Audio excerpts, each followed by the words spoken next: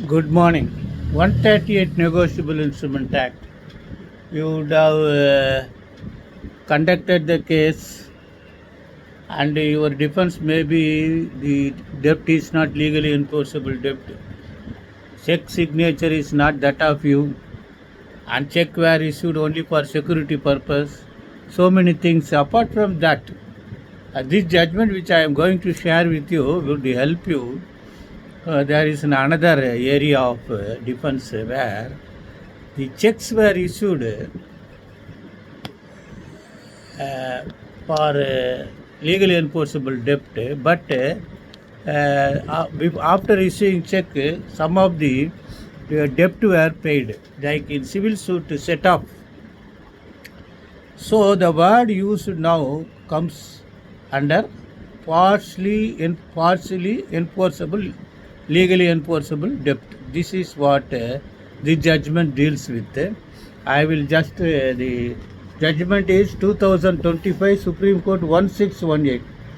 AR 2025 Supreme Court 1618. MS Nagabhushanam versus DS Nagaraja. It's a case actually you must, it is better you understand the facts of the case. There was lease cum rent agreement 2014, some apartment at Bangalore. So the apartments owned by accused. So 9 lakhs was paid for security deposit. But rent was settled at 2,500 per month. Agreement was for 11 years and terminated subsequently on completion of period. But that 9 lakhs was not paid to him, and vacant person was not given. Therefore, 4 checks were given. 2015, 3 checks, and 2016 checks. 2 lakhs, 2 lakhs, 2 lakhs, and 3 lakhs, 9 lakhs. But that was not honored by arranging funds. So automatically 138 played its role, and 22 additional chief metro persons tried the case, and they have directed to pay compensation as well as this amount.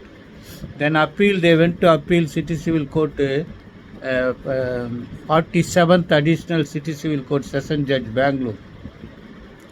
Appeals were dismissed. Accused appeal was allowed. Conviction was allowed. Compensation was enhanced to 9 lakhs. Then revisions were filed both parties. That was dismissed. The Supreme Court has said, though the checks were issued for 9 lakhs, but rent for 5 years has not been paid. And some amount were deposited in the bank, therefore interest were there. Therefore, the compensation was reduced and punishment was set aside. Cost and set aside. Imputed judgment. And the trial court was directed to reimburse the compensation already paid. So to make you understand, go through the entirety of judgment. That will be far better. And this concept you should make yourself clear that if the check is issued, subsequently some amounts were paid. So the checks were issued not for total due legally enforceable debt. There may be a partial due legally enforceable debt. This should be understood in view of the judgment. I hope you understand. Best wishes.